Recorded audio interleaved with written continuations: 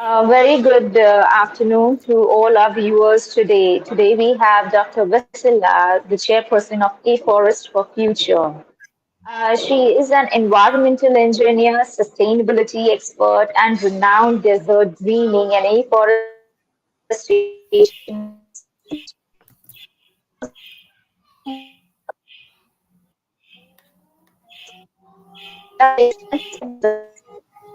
implemented various projects in various parts of the world. She is also honored with Google Scholarship to participate in the Singularity University GSP 17 at NASA, California in 2017, and the Austrian Climate Launchpad Award in 2016. Let us all welcome Dr. Vesela. Thank you for joining us now. Thank you for having me, Harsha. I'm super excited to be here with your audience and share whatever I can that is of interest. Yeah. Um, your journey has been very inspirational. You've been passionate about green architecture, and now you're making change by envisioning green Sahara Desert. How Yeah. has your journey been?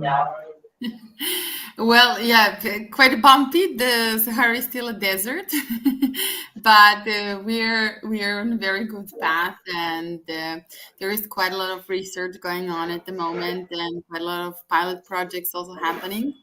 So, in this regard, I'm very happy, and yeah, personally, I'm also very happy with my own research in this domain, and at the moment, I'm trying just to amplify what has been done so far. So thank you very much for having me in this talk, as this is one of the ways to raise the awareness of people that we can actually change deserts into very fruitful and abundant agroforestry systems, because I deeply believe that agroforestry is the way to go. That's very interesting and very positive, I believe. Now, in spite of all the recent why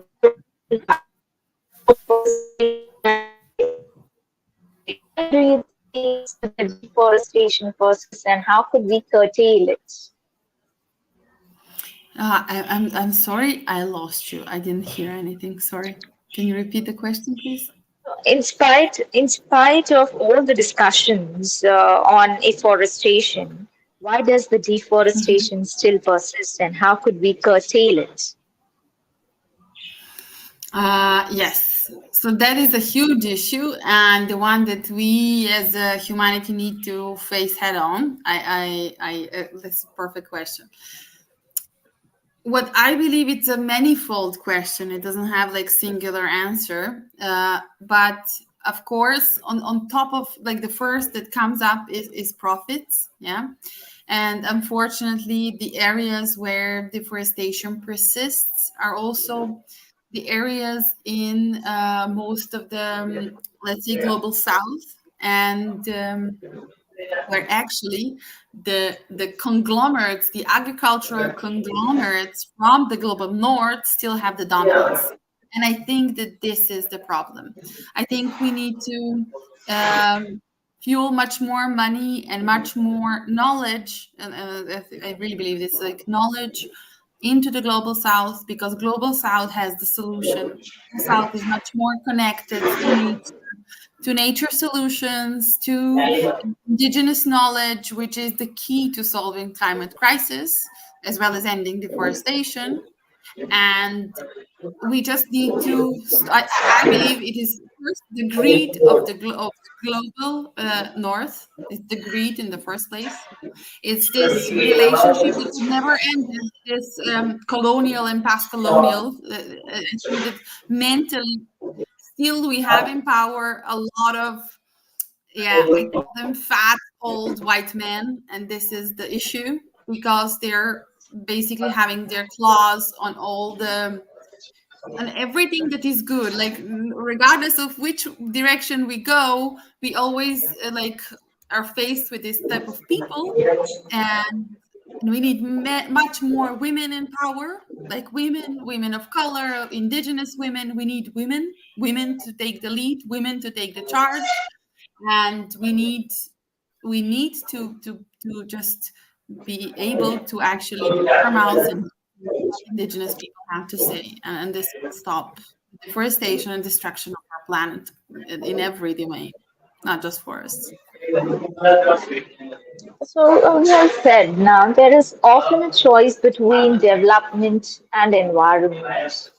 You have a tough Sorry, task to balance the both. What there is is your something that I hear. Oh, sorry, there is something I hear. I cannot hear you clearly. So hello? yeah, I Hello? hear you now. Yeah. There is often a choice between development and environment. You have a tough task to balance the both. What is your approach to achieve the same? I I believe that it is a very yeah, as you say, balanced task. But I also believe that we don't have to abandon development in order to prevent nature. I believe they go hand in hand. And I believe that with good environmental practices, we can have both development and also protection of the environment. And I believe that this is why I believe in the roots, in the grassroots movement, people, and in generally local people. And this is why I believe they need to be part of the project. They need to be key stakeholders with every developmental project. They need to take the key roles, and we need to listen to them. So, of course, one of the reasons could be higher profits for farmers.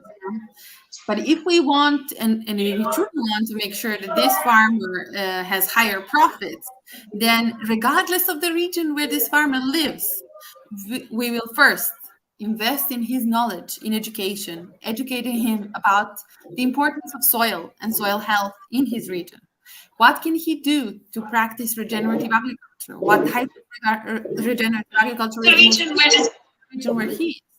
And then have, of course, agroforestry around. So in any place of the world where we are, we have to abandon monoculture. This is fuel. Like it's just like when you seed monoculture, it's like you're seeding death, not just death of biodiversity. You're seeding death of people that are there or that live there, because you're just gonna kill them with a lot of cancers that will come in 10 years. Then you're gonna kill the biodiversity. Then you're gonna kill the farmer's profits, because he will be dependent on that single monocrop that will not be able to withstand everything that comes with climate change, because climate change is dynamic. One year can be floods, one year can be droughts, and this you can only overcome as a farmer, as an individual farmer, when you have a diversity of crop, when you have a healthy soil which is able to hold on to your diversity and to help you actually. So in this regard, That's very interesting. Yeah. sorry. That's very interesting, but it's still a tough task to balance and to make them understand. You see. Yeah, I can tell you about one project that we have currently are working on in sub-Saharan Africa. This is in Ghana and Senegal. It is with a company that is working on digital learning, on e-learning platform. It's called eCampus, and it's across Africa. And what we are making there are with them and this African Green Tech is the other NGO. So, and we of course Future. So it's called a village square. So what it means in African communities, especially in very rural and remote communities, mothers and generally people are not so inclined to let their kids go to school, and especially not to typical colonial school where you just sit for 6 hours and somebody's pouring knowledge in your head, which cannot be useful in the farm, yeah, especially first year. So what we've developed with them, and in collaboration with this super tech company, they have courses on everything on eCampus, like literally on everything. And it is especially relevant to people in Africa. And then this African Green Tech NGO, they're providing green energy to remote villages. Then we built a square, like a small hut. It has a live board where you see the results of the kids. So they're basically gaining their way up through school, because from there they have in certain radius, they have internet and power, so they can come plug in their phones, charge them, go online, learn. And that is all under an agroforestry canopy, which is teaching children, because they're there and planting and growing, they're teaching them collaboration and cooperation and how plants go well together. And then mothers come and then they see on the live square, my kid is third in maths, he's the best in French. Or, my kid is not so good in, I don't know, geometry. Oh, but yours is, come on, neighbor, bring your kid to teach mine. And so, because there is also problems with teachers. There are not enough teachers in Africa. So only when the whole village is lacking a certain maths or whatever, then they send a teacher for maths. Yeah. So it's a very nice concept, and I hope it takes off because it is actually what you say. It's a balance between development and environment, because it's bringing both environment and development together in cooperation. And I think this is the only way forward. The only way forward for us is to not look at it one or the other, but just together. This is the only way we can do it. Excellent. That's such a great case study. Thank you for sharing with us. We see that you are also a feminist, as you earlier mentioned as well. What are your thoughts to bridge the gender gap? And what are the initiatives that you are taking or you would like to undertake to bridge this gap? So, for example, in our projects, we work a lot in making sure that female farmers are feeling empowered as well, because we have it a lot, and especially in these remote communities, that females get excluded. They get excluded from education. They don't have access to education. They don't have access to proper healthcare as well, and especially this like female healthcare. Yeah. And then they're always, in a way, they're somehow discouraged of taking ownership. So it is very rarely, and it usually happens with a lot of trouble and grief, that the female can become a head of a household. Yeah, let's say it's easier, and because usually it's the husband's or the man's or the brother's role. Yeah, and very hard. So what we do is we focus on this different agroforestry approaches, but let's say specifically because we work mostly in sub-Saharan Africa. For sub-Saharan Africa, we focus on moringa, which would be perfect also for India, because moringa is also native to India. But the Moringa oleifera is native to India, and there it's like the queen jewel of the agroforestry system, which Moringa stentalopea is sinoptilata is the queen in Africa and sub-Saharan Africa, and that's a common cabbage tree there, and it's also like the same. There are just two very closely related, and it's very important because they actually increase the profits of the farmers, even like in some studies, even to 500%, like 500 times. So the mother who became the head of the household didn't have to worry anymore about money because she had 5 kids. She sent all 5 kids to school, and she was able to take care of the household just because she incorporated moringa in her farming. And it's very important.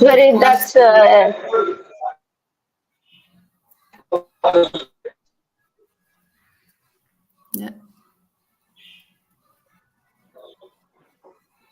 That's really nice to see the focus on women. It's really nice to see the focus on women farmers. Because I think so it's something which is of paramount importance, and it is applicable not only in Africa but also in all the other emerging countries, including India too. Yeah, exactly. And then moringa is native to India, and then India has is in this perfect climate zone that basically I personally believe that all farmers in India could thrive if only they would let go of big agricultural conglomerates. And I believe that the farmers just need a little bit more empowerment in terms of knowledge and access to knowledge, especially for this agroforestry type of practice.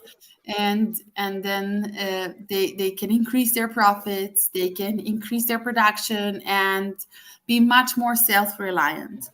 And I dream of a time when I will see in India, and specifically this how the east north part of India, which is a desert, yeah, like above the Mumbai, where I will see these associations of farmers, because I believe in that so much.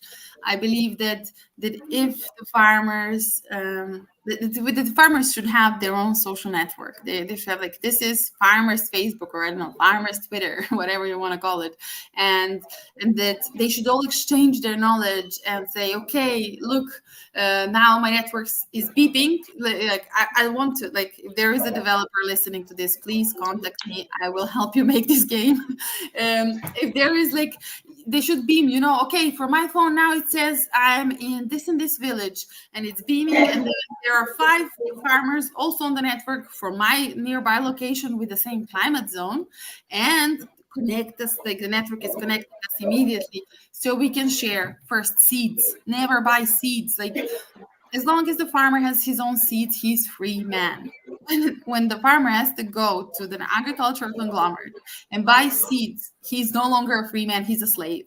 You don't have anything. And especially when those seeds are branded GMO, when these seeds have power to put you in prison because you're not using them anymore, and this is what GMO seeds can do. Like, no, there is no scientific backing for having GMOs anywhere on the planet except for Mars. This is where I stand. GMOs are perfect for colonizing Mars, and this is what they should be used for, not on this. This is a perfect balanced ecosystem that we can also, like, improve with having a focus on nature and a deeper connection to nature, where farmers can exchange their knowledge, their practices. They can focus on native trees, forgotten species, forgotten herbs, forgotten plants, forgotten trees, and just nourish that. Nourish the soil microbiome, because that is super important. Nourish the soil.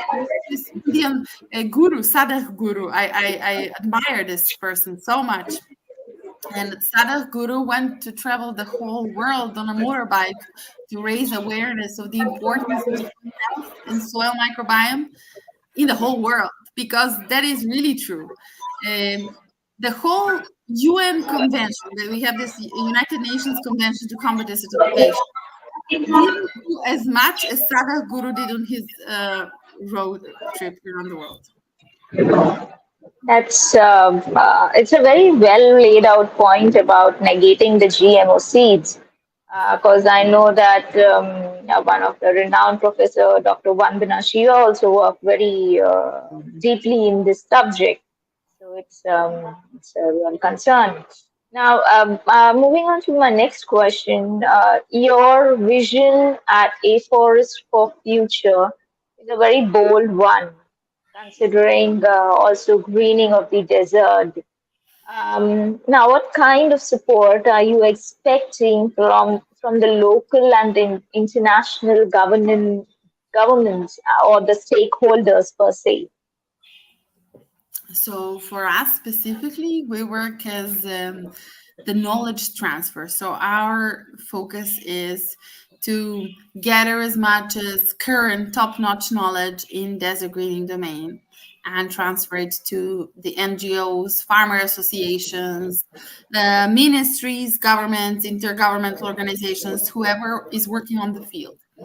So we work on basically just congesting and like chewing up the knowledge to bits that are suitable for farmers, because There is literally no need for a farmer to read 10 academic papers on on soil health when it can fit in. Yes, I know it's very important, but it can fit into 3 paragraphs of what he should focus on for his own farm. And this is our current focus and vision. And we do work with partnerships that are in the ground, like I mentioned, in Africa. So when there are NGOs also from other spheres, like this one is, for example, for digital learning and like green technologies, but then we fit in somehow to bring this knowledge from agroforestry department, and it is tied up nicely together. And I do believe that the future, like if we are to have a future, not just a forest for future, but like all of our species, we need to understand that regardless of what you currently do, you have to do it in terms to help us overcome this environment, biodiversity, climate crisis that we are in now. So whatever you do, it can be done also to help this cause. And this is what somehow we do. That's a great insight. Now, you had earlier mentioned about biodiversity during our discussions. If we see the present major ESG rating frameworks, the questions on biodiversity is very skewed. What are the must-haves they all should have to ensure coexistence? I Yeah, for me, biodiversity is such a huge topic. Like it's really it's we are yeah we are nearing the threshold points in tipping points in so many ecosystems. If we look at like, but I dislike the way that we look the planet in different ecosystems, because our planet is one ecosystem and everything is connected. And there's been so many research actually documenting that, and confirming that Sahara is connected to Amazon, that Amazon is connected to Europe. That like this is we are all connected, as well as for example, the whole Ireland and in UK and this part of the Europe is connected to the Gulf, to the sea, to the Atlantic, actually streams moving, and also like Africa. So there is not a single ecosystem that is isolated, even though there are like some species that are native there and nowhere else to be found. We are all connected, and in this regard, I am very afraid. Like I am, I'm not like I'm not as optimistic as I am for climate crisis. In regards, if we all dropped now, if we dropped greed and we dropped capitalism in terms of big conglomerates, like global conglomerates, in every domain, not just agriculture, but if we dropped it, we will fix climate change in 1 year. We could fix everything if we just dropped the greed and this if every global company like Coca-Cola or it just drops, like, please don't ever drink Coke, drink your water, drink the tea, no Coke. Yeah, I know it puts a lot of pressure on individuals, which should not be fair, because governments are the ones that should carry the most burden, as currently they're the ones that are most irresponsible. So, for example, I'll share this with you later, because I don't think I shared it, but I think it's super important to share it as well. There is a very good NGO working in this domain, raising awareness how important it is not to put the stress so much on individuals, like, oh, I need to be vegan, I need to do zero waste, I have to not drink Coke, I don't have, like, this, all the things that we say, if you would do it, and if everybody would do it, we could fix the climate change, which hypothetically is, but it is that actually governments are at fault. Currently, since COP26, which was not even 2 years ago, world governments have subsidized the fossil fuel industry with $10 trillion. So $11 million a minute, fossil fuel industry gets subsidized by the World Bank, by all all governments of the world. 11 million in a minute. Like with that money that they received in only 2 years. This is like free. I'll share it as you can see it, like it's coming every time. So with this money, what I could do, for example, with 10 trillion, yeah. If you say that one tree to plant and to take care of in Africa is $10, which is an overestimate because it's much less. Yeah, I could plant 1 trillion trees, and I will end the climate crisis. I will end it. Or if you take this, there is this UN meal that they give when there is a distress, when there is a starvation in a country. UNCD brings this food meal that costs like something like 20 cents.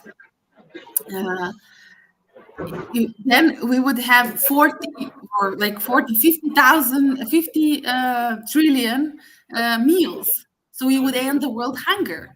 Like we could also end the world hunger with this instead of subsidizing the industry that is killing the human world, like the planet. Yeah, it's for me, it's like mind blowing. How, why? I don't understand. Why do they need subsidies? Why do you need to push us even more, somebody to kill us? Like why? That is not normal. And then going back to biodiversity, it's still, of course, I put always major blame on the companies and on the greed and on capitalism. Um, Especially the Coca-Colas and others that are like producing plastic waste. And many scientists say we are living in a plasticine.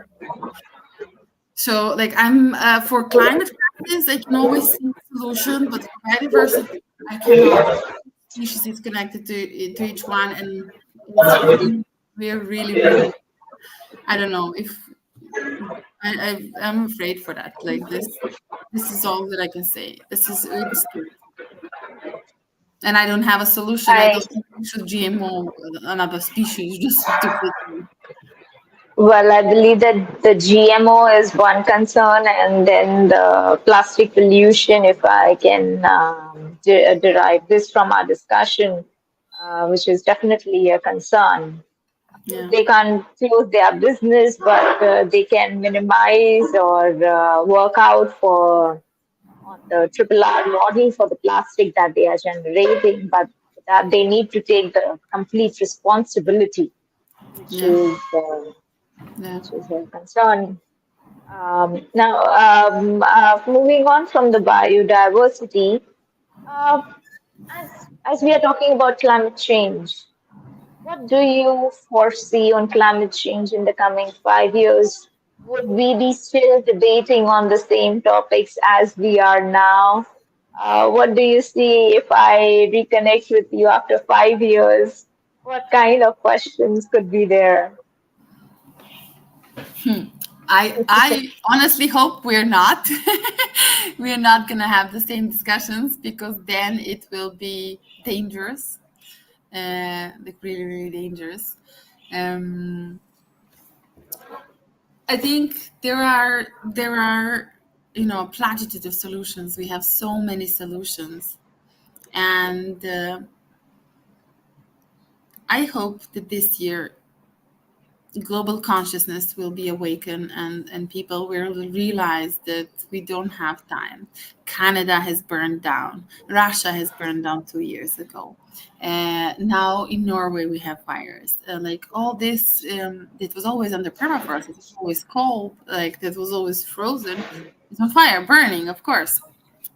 And many of the scientists don't count it as carbon emissions because it is nature based, but it's not. I don't count it as nature based. Forest fires, when they are human made, are not nature based. It is okay when there is a forest fire in Australia because eucalyptus trees are made to burn and just regrow from ashes, but that is not the same story about the forests of Canada and and the forests of Russia and this northern. That is not the case. That is just not true. And I honestly hope that we're not going to have the same discussion.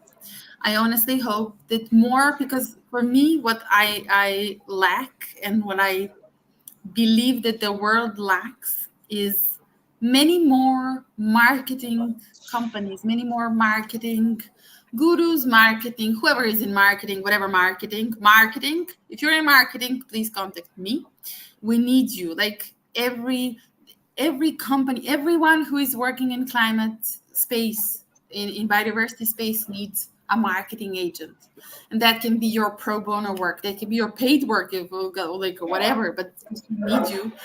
And this is the problem currently. All the world's marketing is not in the place where it should be, and it's actually working for the other side and greenwashing the shit, sorry, the whatever of what they're doing. And I think this is the big problem. But I think one of the major names in marketing, Seth Godin, had recently started working in climate space. So he's been a role model for so many other marketing agencies. So I hope that they will wake up and go into this direction. And then this is the end. For me, I see this is the end because it is very simple. We live not in the information world.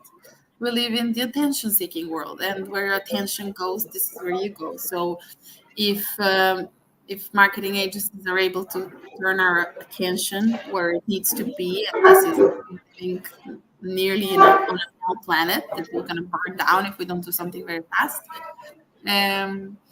So hopefully in 5 years we'll see this shift, the global shift in marketing agencies, and then that will be the end of climate crisis. Okay, that would be a great achievement if we do that. Yeah, that would be ideal if we do that. Now, in the years of all your experiences, would you like to share with us some case studies for concerns of future of water, ecosystem restoration, and areas you are passionate to work upon? Um, that is my son. Okay, no problem. So yes, what we work on is this. This is one of our projects in this like intersection between exponential technologies and climate space, and this is the Dam Smart project. It is a project that is trying to assess the current state of the world waters using satellite images and advanced machine learning and image recognition algorithms. But the problem is we still don't have enough of these hyperspectral images to be able to actually give the results for the whole globe. So we can do just single areas. But I hope in 1 or 2 years this will become much more available, and then when it does become, then we'll have the actual platform and the actual knowledge of the world. But we are actually as to current situation, we are facing up to 40% of the world dams being lost to sedimentation, and especially because most of the dams were built before the 2000s and before the climate crisis came to like the mainstream and became a must to be taken into consideration when building a dam, because dams then were not built for what they're experiencing now, or actually were calculated that you'll have so many flash floods and so many 100-year event flash floods every year, because this is what is happening, for example, in the whole south of Europe. We're having flash floods that happen only once in 100 years, like every year now, the past 10 years. So, and it's everywhere, not just like Europe, it's everywhere. So in this regard, we are facing a lot of water shortages, but of course there are solutions to that, and there sometimes they can be even used for desert greening, and this is my area of research, and my doctoral research was in this, using the sedimentation from dams to create soil and then to desert green, because wherever there is a human population within desert, of course there is a desert lake that is providing them for water, and yeah, so in this regards, the water is a big issue, but we also have the solutions. We just need to implement them. And sometimes it's hard to start, because this is how a Forest for Future started. We wanted to bring this use of sediments for desert greening to the world.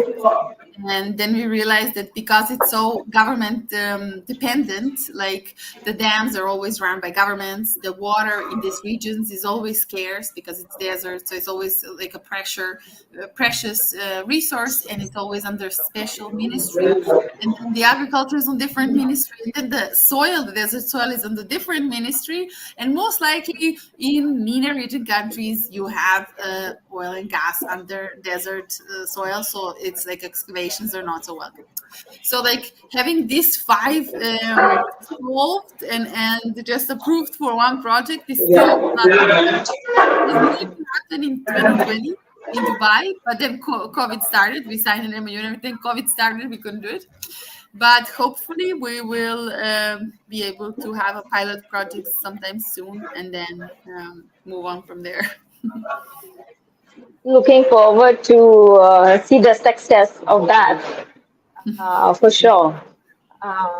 Now, there is still a knowledge gap in understanding about climate change to a very large extent, considering it is such a huge topic.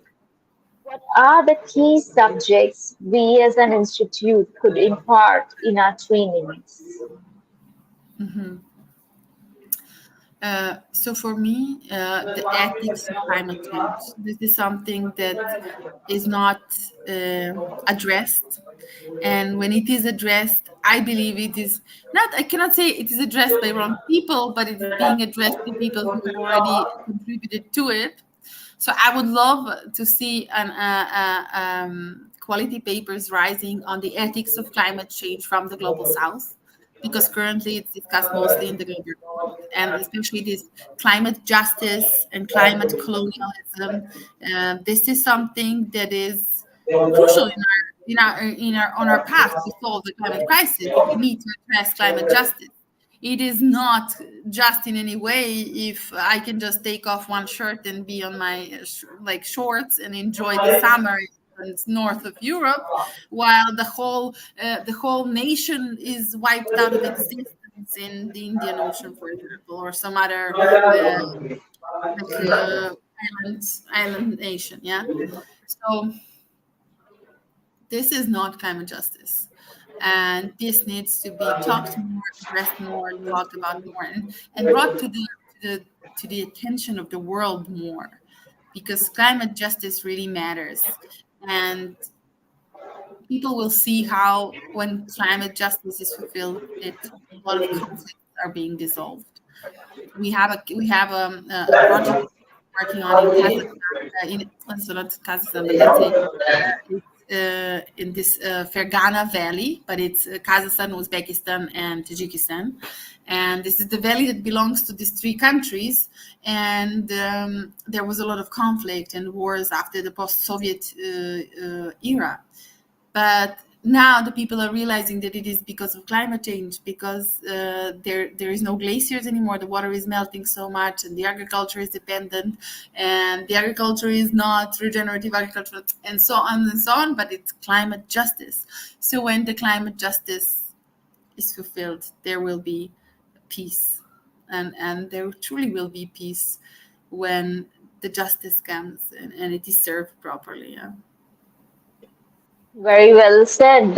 So climate justice it is, and whenever we decide to launch that course, I'm sure you would consider to be a part of it. Of course. Yes, of course. Climate justice is something very dear to my heart.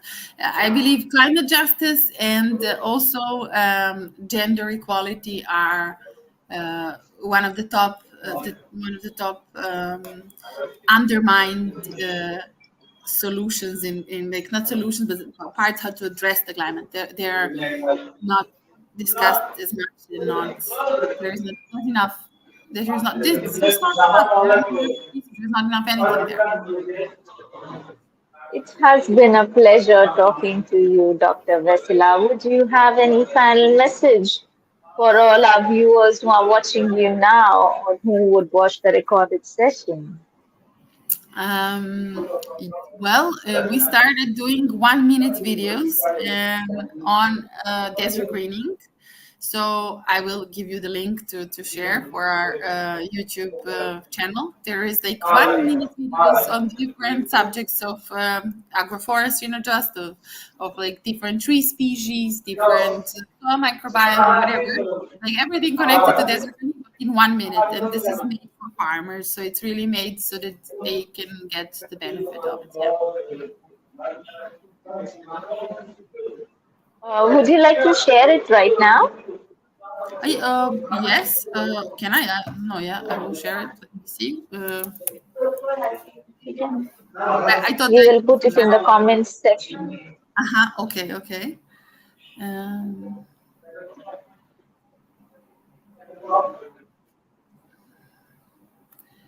yes.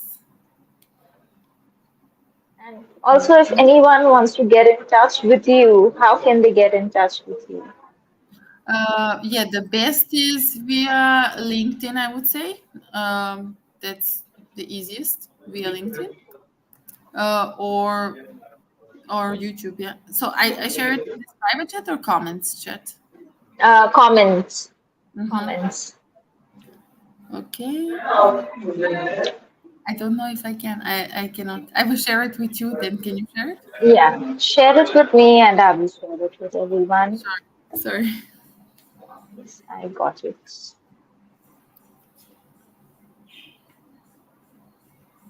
It's done. And it has been a pleasure talking to you, and we wish you all the best from our side. And we are open for any form of collaboration on this subject and support and work together hand in hand on it. Yes, thank you so much, Harsha. I'm sure we will do something, or at least develop hands-on online instructions for Indian farmers. This is what I would love in regenerative agriculture. Yes, Something. that would be interesting. We can take this after the session and we can work on that. We'd be excited for that. Yeah, of course, I would love that. All Thank you right, so much. Dr. Tesla, an honor Thank you. talking to you. Thank you. Thank you. Bye.